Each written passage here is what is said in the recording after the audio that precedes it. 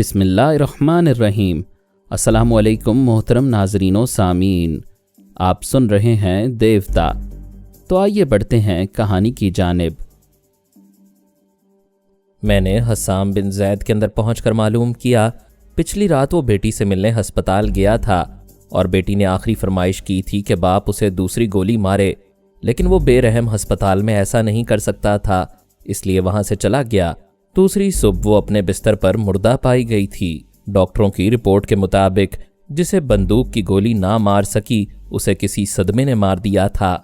بے شک کسی غیر مسلم سے نہ شادی کرنی چاہیے، نہ اولاد پیدا کرنی چاہیے، اور اگر ایسا ہو جائے تو ایک مسلمان کا فرض ہے کہ اس کے جائز حقوق ادا کرے، پھر یہ کہ تمام غیر مسلم دشمن نہیں ہوتے۔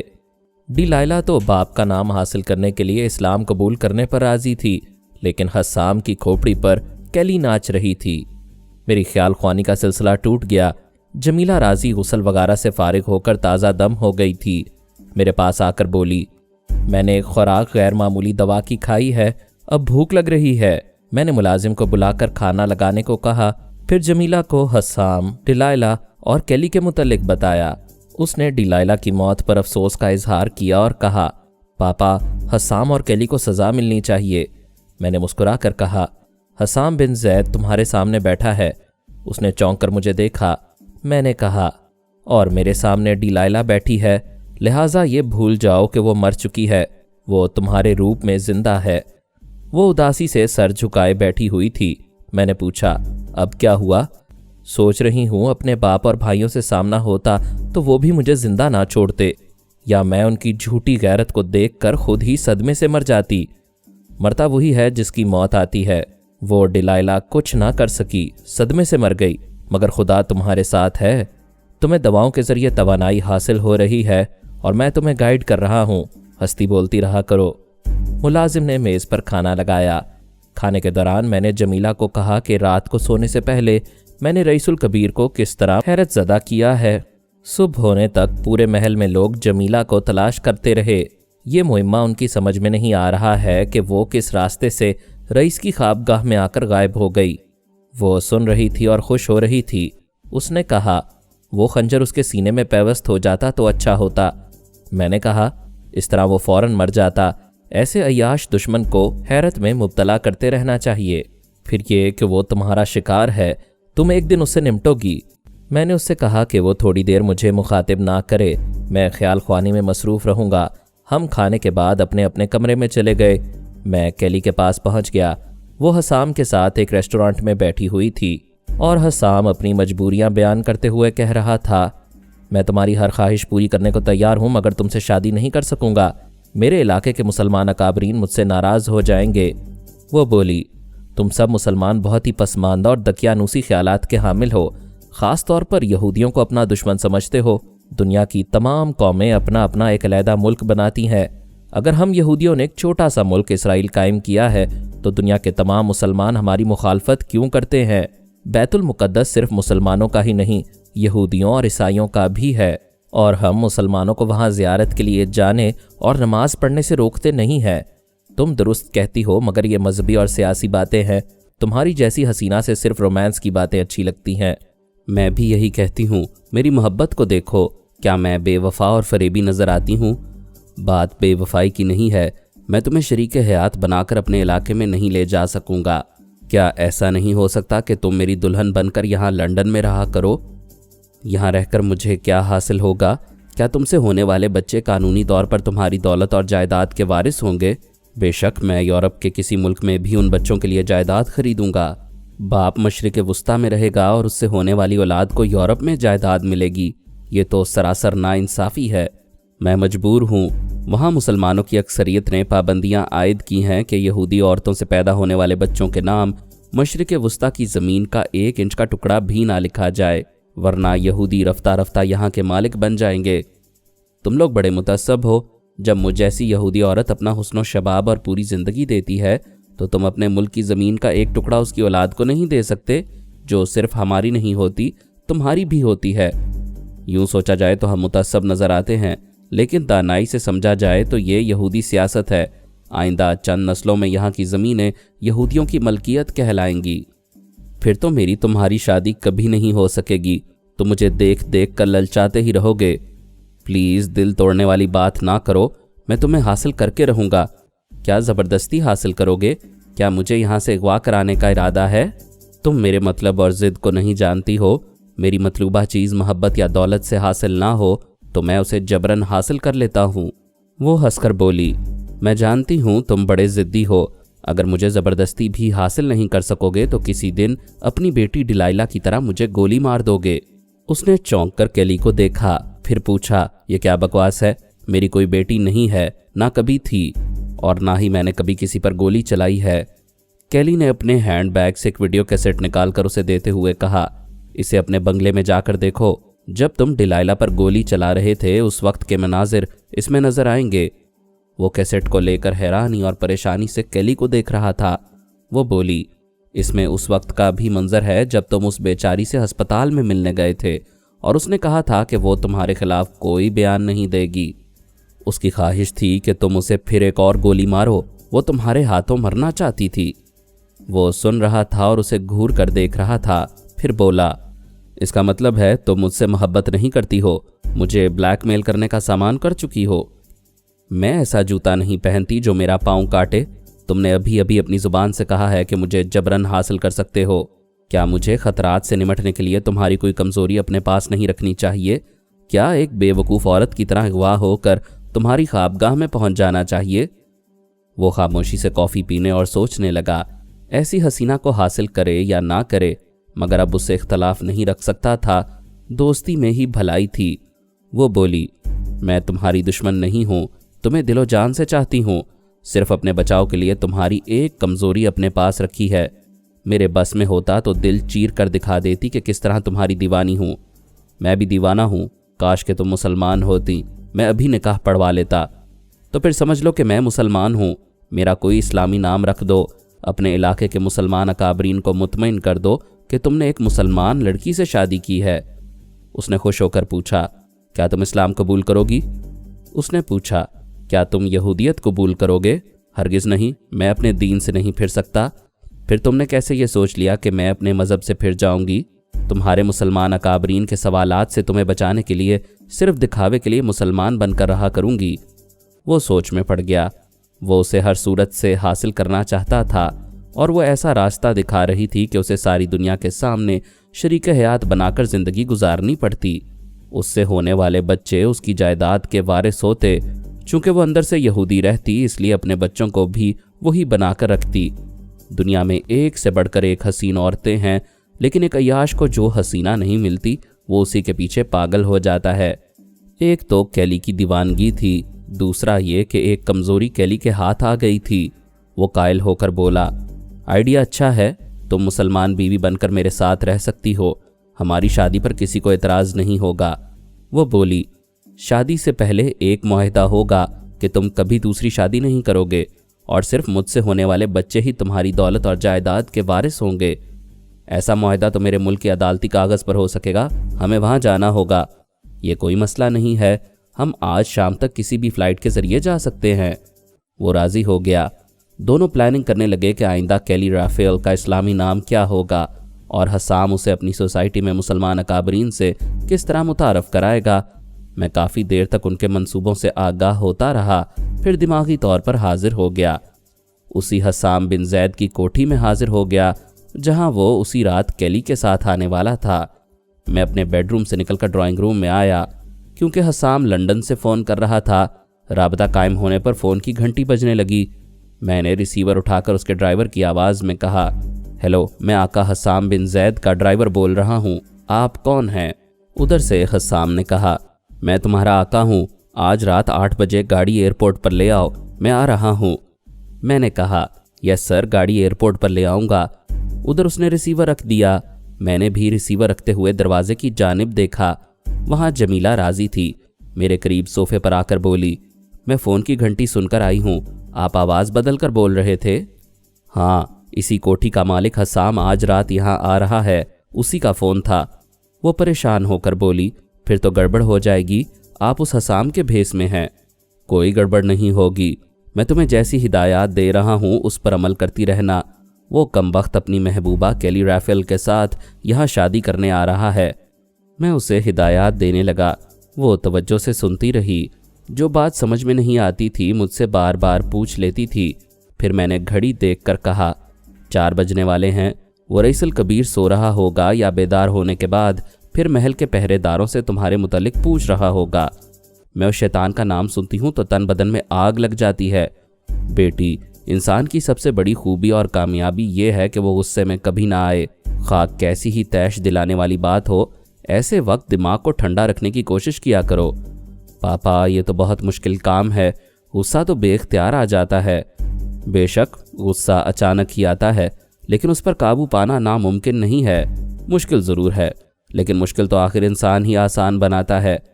आप बहुत अच्छी बातें करते और समझाते हैं। मैं आपकी हिदायत पर अमल करूंगी।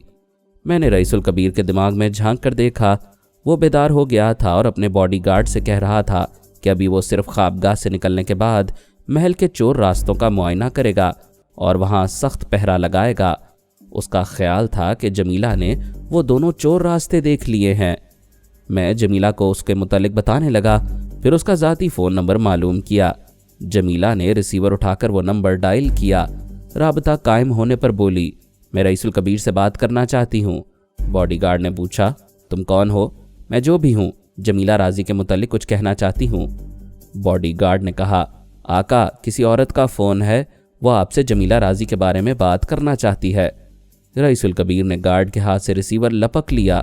फ़ौरन ही अपने कान से लगाकर बोला, मैं रईस इब्ने रईसुल कबीर बोल रहा हूँ। तुम कौन हो? जमीला के मुतल्लिक क्या कहना चाहती हो?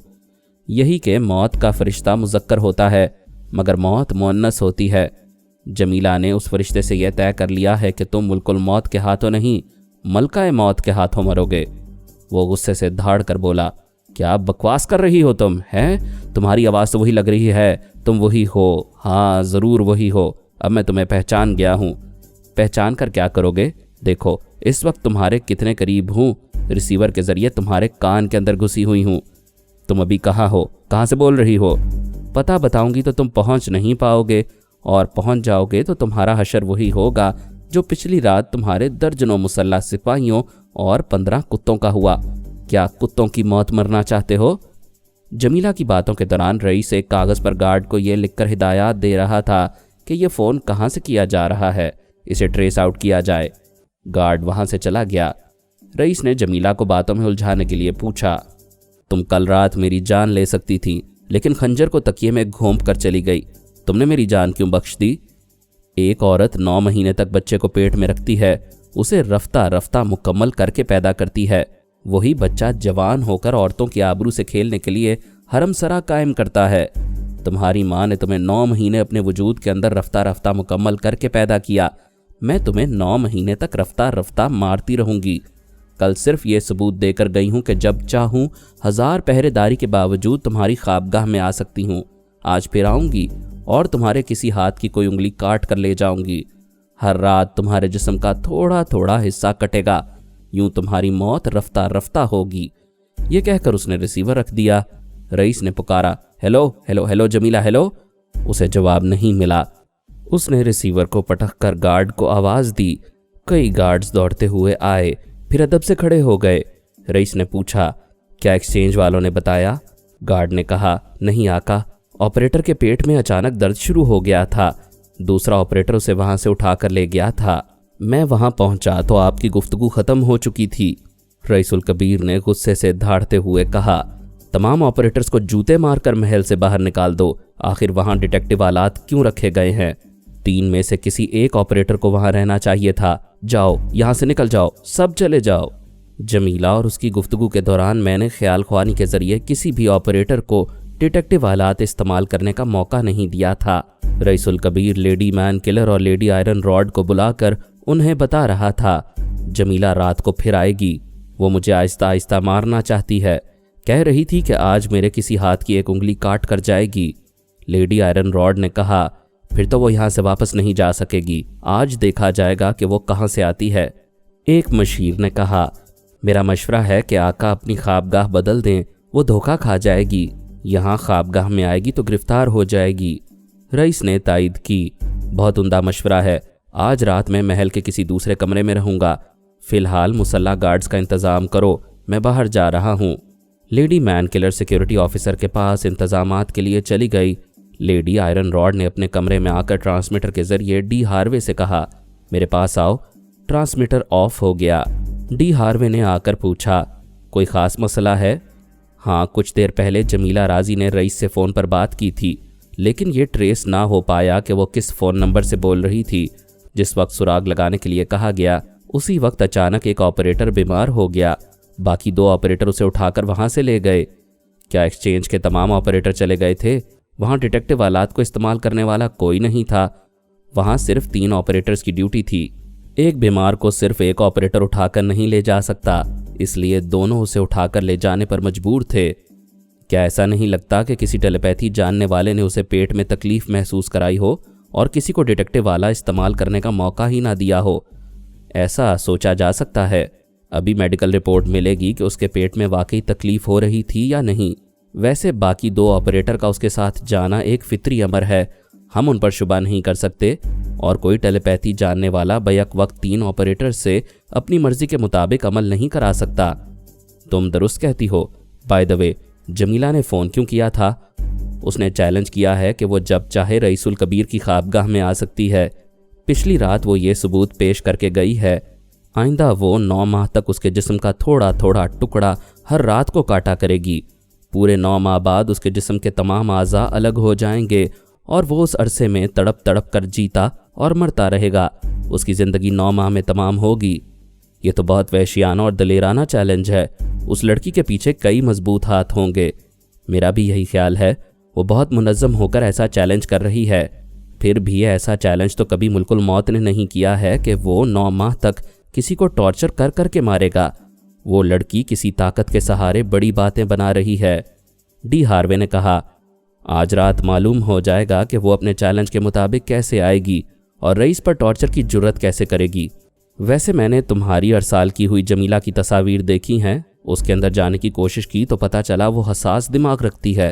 اس نے سانس روک لی تھی. تم رئیس کے پاس جا کر دیکھو کیا اس آپریٹر کی میڈیکل رپورٹ آ گئی ہے. وہ چلا گیا. تھوڑی دیر بعد آ کر بولا، محل کے ڈاکٹر نے اس کا معائنہ کر کے رپورٹ دی ہے کہ وہ السر کا مریض ہے. کبھی کبھی اچانک اس پر اس مرض کا حملہ ہوتا ہے. لیڈی آئرن راڈ نے کہا، اس سے ثابت ہو گیا ہے کہ ٹیلیپیتھی کا کوئی چکر نہیں تھا. آج کی رات بہت اہم ہے. تم مختلف لوگوں کے اندر جا کر دیکھتے رہو. ہو سکتا ہے اس محل کے کچھ لوگ جمیلہ کی مدد کر رہے ہوں. میں یہاں کے ہر فرد کے دماغ کو ٹٹولتا رہوں گا. رئیس الکبیر اپنی قیمتی گاڑی میں بیٹھا شکارگاہ کی سمت جا رہا تھا. اس کے آگے پیچھے مسلح گارڈز کی گاڑیاں تھیں. وہ سوچ رہا تھا، آج رات شکارگاہ کے بنگلے میں گزارے، اپنی گاڑی میں بڑی رازداری سے ایک شخص کو اپنی ڈمی بنا کر محل واپس بھیج دے. وہ ڈمی محل پہنچ کر اس کی خوابگاہ میں بند رہے، محل کے کسی بھی فرد سے ملاقات نہ کرے. اس طرح جمیلہ بھی دھوکہ کھا کر وہاں آئے گی اور گرفتار ہو جائے گی. اس نے اس سلسلے میں اپنے مشیر سے مشورہ کیا. اس نے کہا، یہ آئیڈیا اچھا ہے. آج آپ کو محل سے دور ہی رہنا چاہیے، لیکن اس معاملے میں لیڈی مین کلر اور لیڈی آئرن راڈ کو رازدار بنانا ہوگا. وہ دونوں کسی اور کو آپ کی خوابگاہ میں جانے نہیں دیں گی. انہوں نے شکارگاہ کے بنگلے میں پہنچ کر ٹیلی فون کے ذریعے دونوں لیڈیز سے باتیں کی. انہوں نے بھی تائید میں کہا کہ رئیس الکبیر کو محل سے دور رہنا چاہیے. رات کو شکارگاہ کے بنگلے میں ویرانی نظر آنی چاہیے. اگر وہاں مسلح گارڈز ہوں گے تو جمیلہ سمجھ لے گی کہ رئیس محل چھوڑ کر اس بنگلے میں پہرے داروں کے درمیان رات گزار رہا ہے. اس پلاننگ کے مطابق اس بنگلے کے آس پاس سے مسلح گارڈز کو ہٹا دیا گیا، لیکن انہیں قریب ہی درختوں اور جھاڑیوں میں چھپ کر رہنے کی تاکید کی گئی. میں خیال خوانی کے ذریعے یہ تمام معلومات حاصل کرتا جا رہا تھا اور جمیلہ کو بتاتا جا رہا تھا کہ وہ رئیس الکبیر کس طرح اپنے لیے حفاظتی انتظامات کر رہا ہے. جمیلہ نے کہا، میں اندازہ کر سکتی ہوں کہ آپ کس طرح ٹیلیپیتھی کے ذریعے میرا کیا ہوا چیلنج پورا کریں گے، لیکن آج اس کمبخت کے پاس بھی ایک ٹیلیپیتھی جاننے والا موجود رہے گا. تمہارا کیا ہوا چیلنج ضرور پورا ہوگا. بس ایک قباحت ہے کہ ڈی ہاروے کو ہماری ٹیلیپیتھی کا علم نہیں ہونا چاہیے. یہی ظاہر ہونا چاہیے کہ تم نے خود وہاں جا کر پہلا انتقام لیا ہے. یہ کیسے ہو پائے گا پاپا؟ فکر نہ کرو، ابھی تو رات شروع ہو رہی ہے. صبح سے پہلے بہت کچھ ہو سکتا ہے. میں نے سلمان کو مخاطب کر کے کہا، معلوم ہوتا ہے نئے سپر ماسٹر نے ٹرانسفارمر مشین کی مرمت کرا لی ہے और नए टेलीपैथी जानने वाले पैदा किए हैं। उनमें से एक का नाम डी हार्वे है। उसने कल रात रईसुल कबीर पर तनवीमी अमल किया था, लेकिन मैंने हालात ऐसे पैदा किए कि वो अमल नाकाम रहा। आज रात भी वो उसके दिमाग में मौजूद रहेगा। क्या वो जानता है कि जमीला के साथ आप या कोई और टेलीपैथी जानने वाला है? यह अभी तक जाहिर नहीं हुआ है, और जब तक हमारी टेलीपैथी वाली बात छुपी रहे तो ही बेहतर है।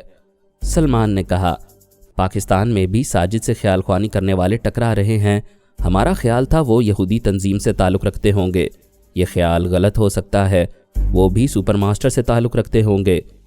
मैंने लैला की वफ़ात के बाद यहूदी तंजीम और वहाँ के हुकाम को जैसी सज़ाएं दी हैं, उनके पेश नज़र वो अभी हमारे किसी साथी से टकराने की जुर्रत नहीं करेंगे।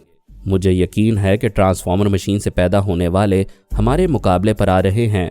तुम इस सिलसिले में मालूमात हासिल करो। देखो कि फ़िलहाल कितने ख्याल ख्वानी करने वाले पैदा किए गए हैं और वो सब कहाँ क्या करते फिर रहे हैं। फिर मैंने सोनिया सानी को मुखातिब किया। वो बोली, यस पापा, हाजिर हूँ।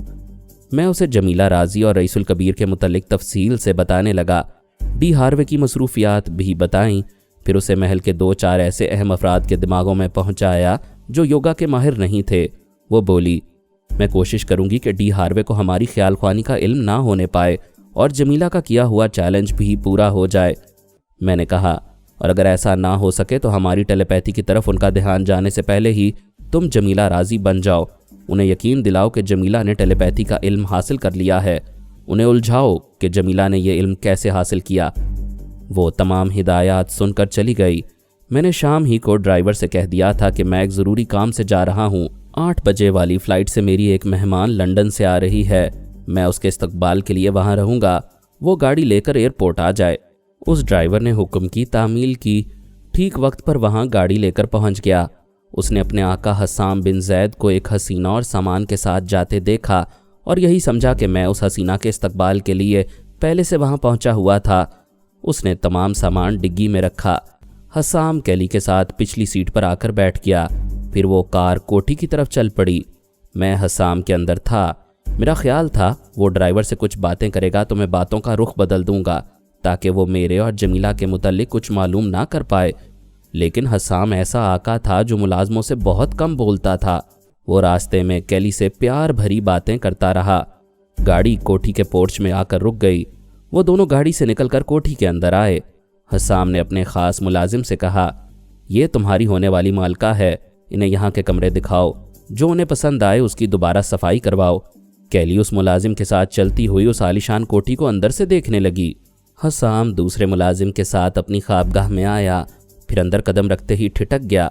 एक लड़की उसकी तरफ पुश्त किए सिंगार मेज़ के सामने खड़ी हुई थी। उसने ज़रा और आगे बढ़कर देखा। सिंगार मेज़ के आईने में उसे अपनी बेटी डिलाइला का अक्स नज़र आया। ये एक नामुमकिन सी बात थी। कुछ हैरानी और कुछ परेशानी के बायस उसके हाथ से ब्रीफ केस छूटकर फर्श पर गिर पड़ा। उसने हैरानी से सख्त लहजे में पूछा, कौन हो तुम? मुलाजिम सामान रखकर पहले ही जा चुका था। जमीला ने सिंगार मेज़ की तरफ से पलटकर हसाम को देखा, फिर पूछा, पापा आप बेटी से पूछ रहे हैं कि मैं कौन हूँ? वो शदीद हैरानी से एक कदम पीछे हटकर बोला, नहीं, तुम डिलाइला नहीं हो, वो तो मर चुकी है। क्या आप बेटी की आखिरी रसूमात में शरीक हुए थे? क्या आपने मुझे दफन होते देखा था? क्या आप बता सकते हैं कि लंदन के किस कब्रिस्तान में मेरी कब्र कहाँ है? नहीं, ये मैं सब कुछ नहीं जानता, लेकिन अस्पताल की मेडिकल रिपोर्ट तुम्हें मुर्दा साबित कर देगी। जब मैं जिंदा हूं तो दुनिया की कोई भी रिपोर्ट मुझे मुर्दा कैसे कहेगी? तुम कोई फ्रॉड हो, बहरूपिया हो, क्या बेटी बनकर दौलत हासिल करने आई हो? मैंने अस्पताल में कहा था कि मुझे गोली मार दें। एक बार डॉक्टरों ने बचा लिया था, लेकिन मैं आपकी गोली से मरना चाहती हूँ। आपने मेरी बात नहीं मानी, मुझे अस्पताल में गोली नहीं मारी। अब मुझे जिंदा छोड़कर कह रहे हैं कि मैं मर चुकी हूँ। नो पापा, नेवर। मैं सिर्फ आपके हाथों से मरूंगी। आप अस्पताल में खौफज़दा थे इसलिए घर आ गई हूँ। यहाँ आप आसानी से मुझे गोली मार सकते हैं। अस्पताल की तन्हाई में बाप बेटी के दरमियान जो बातें हुई थीं वो सारी बातें सुना रही थी, साबित कर रही थी कि जिंदा है और अगर मरेगी तो सिर्फ बाप के हाथों से। वो उसे घूर कर देख रहा था। वो सर से पांव तक डिलाइला थी। उसकी अपनी बेटी थी, मगर एक कानूनी बेटी नहीं थी, इसलिए कमतर थी या तौहीन का सबब बन सकती थी। उसने झुककर कालीन पर पड़े हुए ब्रीफ केस को खोला, फिर उसमें से एक रिवॉल्वर निकालकर बोला, चूँकि तुम मेरे ही हाथों मरने आई हो इसलिए मैं तुम्हें डिलाइला तस्लीम करता हूँ। मुझे अस्पताल से तुम्हारी मौत की गलत रिपोर्ट मिली थी। बहरहाल मैं तुम्हारी आखिरी ख्वाहिश ज़रूर पूरी करूँगा। कैसे पूरी करेंगे? फायरिंग की आवाज़ दूर तक जाएगी। रिवॉल्वर में साइलेंसर लगाएं, क्योंकि वो औरत किसी करीबी कमरे में है जो एक वीडियो कैसेट के ज़रिए आपको ब्लैकमेल कर रही है। वो मेरे कत्ल होने और आपके कातिल होने की चश्मदीद गवाह बन जाएगी। रिवॉल्वर पर हसाम की गिरफ्त ढीली पड़ गई। जमीला ने मुस्कुराकर कहा, अगर मैं जिंदा रहूंगी तो वो वीडियो कैसेट आपको मेरा कातिल साबित नहीं कर सकेगी। जिसे आप दुल्हन बनाने लाए हैं उसके हाथ में आपकी कोई कमजोरी नहीं रहेगी। तुम कैली के मुतालिक क्या जानती हो? अभी तो इतना जानती हूँ कि आप मुझे गोली मारेंगे तो वो औरत तमाम उम्र ब्लैकमेलिंग से आपको मारती रहेगी। ये बात तो वो जानता था कि कैली उसकी कमजोरी से जिंदगी भर खेलती रहेगी, लेकिन हवस गालिब था। उसका हुस्न शबाब और नाज़ो अदा उसे खींचती रहती थीं। वो हर कीमत पर उसे हासिल करना चाहता था, लेकिन निगाहों के सामने बेटी ने जिंदा होकर यह समझा दिया था कि अब वो कैली से किसी भी मामले में मरूब और महकूम नहीं रहेगा। वो थके हुए अंदाज में एक सोफे पर बैठ गया। जमीला ने दरवाज़ा अंदर से बंद करते हुए कहा, मैं नहीं चाहती कि कैली मुझे यहाँ देखे। पहले आप इस कश्मकश से निकलें कि महकूम बनाने वाली बीवी चाहिए या हाकिम बनाने वाली बेटी। वो दोनों हाथों से सर थाम कर बोला, प्लीज़ मुझे तन्हा छोड़ दो, मुझे सोचने का मौका दो। अच्छी बात है, आप तन्हाई में अपने हालात पर गौर करें। जब भी मेरी ज़रूरत हो मुझे बुला लें। वो दरवाज़ा खोलकर बाहर आ गई और कोठी के मुख्तलिफ हिस्सों से गुजरने लगी। मैं ख्याल ख्वानी के ज़रिए कोड वर्ड्स अदा करके उसे बता रहा था कि कैली राफेल फलां कमरे में है। जमीला सीधी वहाँ पहुँची। फिर उसने दस्तक दी। अंदर से कैली की आवाज़ आई, आ जाओ। वो दरवाज़ा खोलकर अंदर आई। कैली आराम से बिस्तर पर फैलकर लेटी हुई सफ़र की थकन दूर कर रही थी। पहले तो उसने जमीला पर यूं ही सी एक नज़र डाली, फिर दूसरी बार चौंक कर देखा। हड़बड़ा कर बैठ गई। घबरा कर बोली, कौन हो तुम? ताज्जुब है, पहचान कर भी पूछ रही हो कि मैं कौन हूँ? वो परेशान होकर बोली, नहीं, तुम डिलाइला नहीं हो सकती, वो तो मर चुकी है। क्या तुमने मुझे मरते हुए या ताबूत में जाते हुए देखा था? क्या तुम किसी अस्पताल से मेरी मौत का सर्टिफिकेट ला सकती हो? नहीं, मगर मेरे पास जो वीडियो कैसेट है उसमें साफ तौर से साबित होता है कि। वो बात काट कर बोली कि मेरे बाप ने मुझे गोली मारी और मैं अस्पताल पहुंच गई, फिर भी जिंदा हूं और यह बयान दे सकती हूं कि मेरे बाप ने मुझ पर गोली नहीं चलाई थी। वीडियो कैसेट सरासर फ्रॉड है। तुम बाप को बचाने के लिए ऐसा कह रही हो, उसने तुम पर कातिलाना हमला किया था। ये वीडियो फिल्म से साबित हो जाता है। तुम सलमा ज़याद के पासपोर्ट पर यहाँ आई हो और बज़ाहिर मुसलमान बनकर मेरे बाप से शादी करना चाहती हो।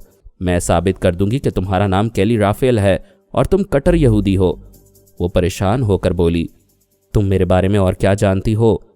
क्या इतना ही जानना काफ़ी नहीं है कि तुम पैदाइशी यहूदी हो, लेकिन यहाँ के मुसलमान अकाबरीन को धोखा देने और मेरे बाप से शादी करने के लिए सलमा ज़याद के फ़र्ज़ी नाम से और फ़र्ज़ी पासपोर्ट से आई हो? वो बिस्तर से उठकर खड़ी हो गई। उसके करीब आकर बोली, हमारे जासूसों की तला गलत नहीं हो सकती। उनकी रिपोर्ट के मुताबिक डिलाइला मर चुकी है। सच सच बताओ, तुम कौन हो?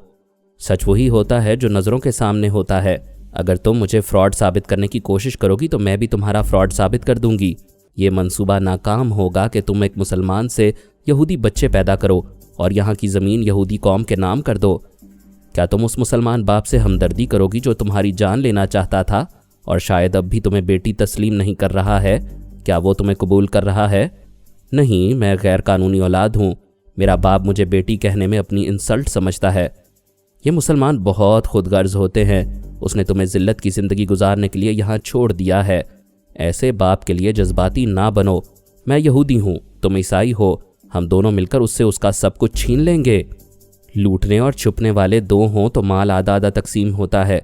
तुम मेरे बाप से औलाद पैदा करके उन बच्चों के नाम तमाम जायदाद और ज़मीन लिखवाओगी और मैं भी उसी बाप की औलाद हूँ, लिहाजा आधी ज़मीन और जायदाद मेरे नाम लिखवा दो। उसके बाद मुसलमान कहलाकर मेरे बाप से शादी कर लो। कैली उसे घूर कर देख रही थी, फिर बोली, मैं अभी हसाम की ज़मीनें तुम्हारे नाम नहीं लिखवा सकूंगी, मगर इसराइली हुकूमत से उन ज़मीनों की आधी कीमत दिलवा सकती हूँ। इसराइली हुकूमत के लिए यहाँ की ज़मीनें अहम हैं। तुम बताओ, डॉलर्स या पाउंड्स, क्या लोगी? मुझे सोचना होगा कि यहाँ की ज़मीनें अहम हैं या नकद रकम। मैं जा रही हूँ, बाद में सोच कर आऊँगी। वो दरवाज़ा खोलकर कमरे से चली गई। उसके जाते ही कैली ने दरवाजे को अंदर से बंद किया। اس کے خیالات بتا رہے تھے کہ یہودی جاسوس محل کے قریب ہیں۔ کیلی پر کوئی مصیبت آئے گی تو وہ فوراً اس کی مدد کو پہنچ جائیں گے۔ اس نے اپنا سوٹ کیس کھول کر ایک ٹرانسمیٹر نکالا، پھر ان میں سے کسی ایک سے رابطہ کیا۔ وہ انہیں بتانا چاہتی تھی کہ لنڈن والے جاسوس نے دھوکہ کھایا ہے اور ڈیلائلا کی موت کی غلط رپورٹ پیش کی ہے۔ وہ زندہ ہے اور حسام کی کوٹھی میں موجود ہے، حسام کی آدھی زمینیں حاصل کرنے کے چکر میں ہے۔ اگر وہ زندہ رہے گی تو بڑے مسائل پیدا کرے گی۔ اس ویڈیو کیسٹ کو حسام کی کمزوری بنا کر نہیں رکھا جا سکے گا، لہٰذا ڈیلائلا کی موت لازمی ہے۔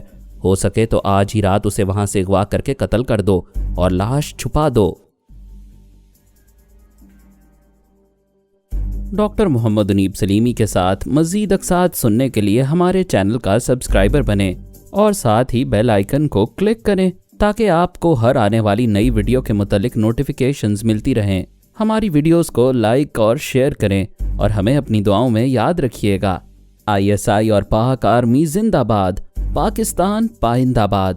ہم پھر ملیں گے انشاءاللہ ایک نئی قسط کے ساتھ، تب تک کے لیے اللہ حافظ۔